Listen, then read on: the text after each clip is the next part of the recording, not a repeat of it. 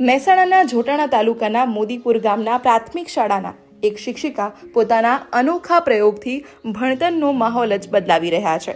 આશાબેન જશવંતકુમાર સથવારા રમતા રમતા બાળકોને અંગ્રેજી ભાષા શીખવાનો અનોખો અભિગમ તૈયાર કરી રહ્યા છે, જેના કારણે એક સમયે ABCD બોલવામાં અચકાતા વિદ્યાર્થી આજે સ્પેલિંગો સરળતાથી બોલે છે.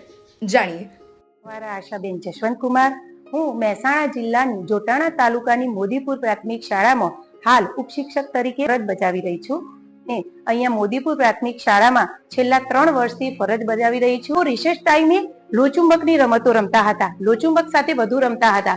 તો મેને એમનું આ વિચાર મારા મગજમાં આવ્યો કે કંઈક એવું કરું, લોચુંબક વાળી કંઈક ગેમો બનાવું કે જેથી બાળકો લોચુંબક સાથે તો રમે છે પણ રમતની સાથે સાથે જ્ઞાન પણ આત્મસાત કરે. તો એના માટે મેં અહીંયા કેટલીક લોચુંબક લગતી ગેમો બનાવી છે. એક છે આ વર્ડ હન્ટર ગેમ. તો આની અંદર પણ આ જે છે ભમરડો, એ ભમરડાની અંદર લોચુંબક ફિટ કરેલું છે.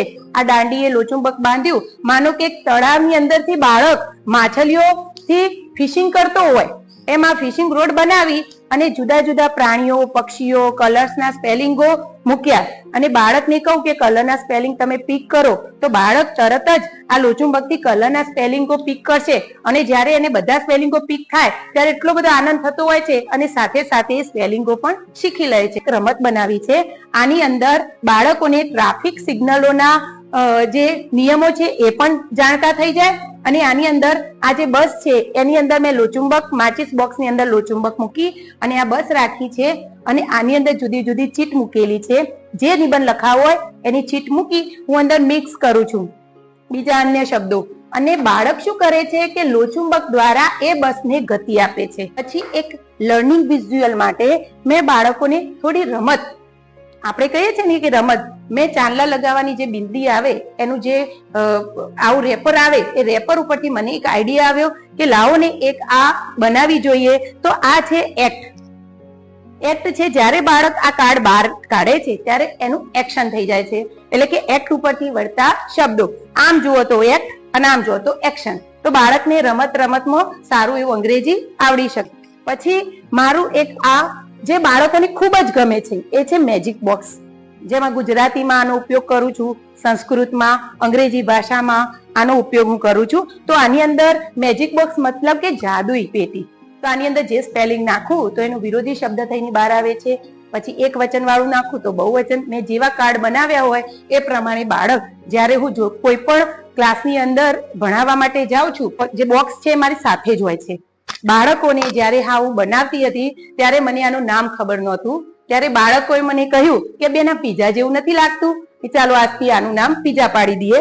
તો આ જે વેસ્ટ મટીરિયલ હતું એમાંથી મેં અહીંયા ધારો કે ટ્રાન્સલેશન, સ્પેલોમાનિયા, એક્શન ટાઈમ જુદું જુદું લખ્યું છે.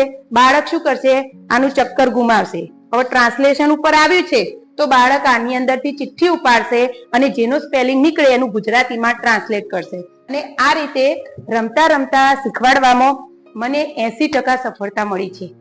હું જાણું છું કે બાળકોને પહેલા સ્પેલિંગો હું શીખવાડતી ત્યારે આટલું અઠવાડિયું આવડે, પછી બીજા અઠવાડિયે હું 10 કે 15 સ્પેલિંગો બદલી દઉં તો પછી બાળકો આગળના સ્પેલિંગો ભૂલતા હતા, કારણ કે એનું પુનરાવર્તન વારે વારે નહોતું થતું. પછી મારો જે મધ્યાહન ભોજનને લગતો જે મારો પ્રોજેક્ટ છે અને આ રમતા રમતા, એટલે મેં એક નવો પ્રોજેક્ટ ચાલુ કર્યો કે રમતા જમતા અંગ્રેજી શીખો. 100% સફળતા આ પ્રોજેક્ટની અંદર મને મળી છે અને હું ભવિષ્યમાં પણ મારા બાળકોની આ સફળતા જોઈને વિચારું છું કે આવા નવા કોઈ આઈડિયા મારા મગજમાં આવે જેથી બાળકો, આપણે પ્રેશર આપીએ છીએ એના કરતા ભાર વગરનું ભણતર, ભાર રાખ્યા વગર રમતા રમતા બાળક કંઈક શીખે તો બાળક સારી રીતે અને લાંબા સમય સુધી શીખી શકે છે. ત્રિવેદી રાજેન્દ્ર કુમાર પ્રહલાદભાઈ છે. હું મોદીપુર પ્રાથમિક શાળામાં 23 વર્ષથી નોકરી કરું છું. મધ્યાહન ભોજન વખતે એ લોકો થાળી લઈને બેસે તો કે ચલો બાળકોને કંઈક રમતા રમતા શીખે. તો એના ઉદ્દેશથી એ લોકોએ એમને જાતે જ વિચાર કરીને સામાન્ય સ્પેલિંગો થાળી ઉપર અને વાડકી ઉપર લખ્યા. બાળકો ધીરે ધીરે મધ્યાહન ભોજન વખતે તે સ્પેલિંગો જુએ, યાદ કરે, તૈયાર કરે અને બોલે અને વિચાર કરે કે આ શું આવ્યું. થાળી બદલાય તો પાછા નવા સ્પેલિંગ આવે તો એની થોડી તૈયારી કરે.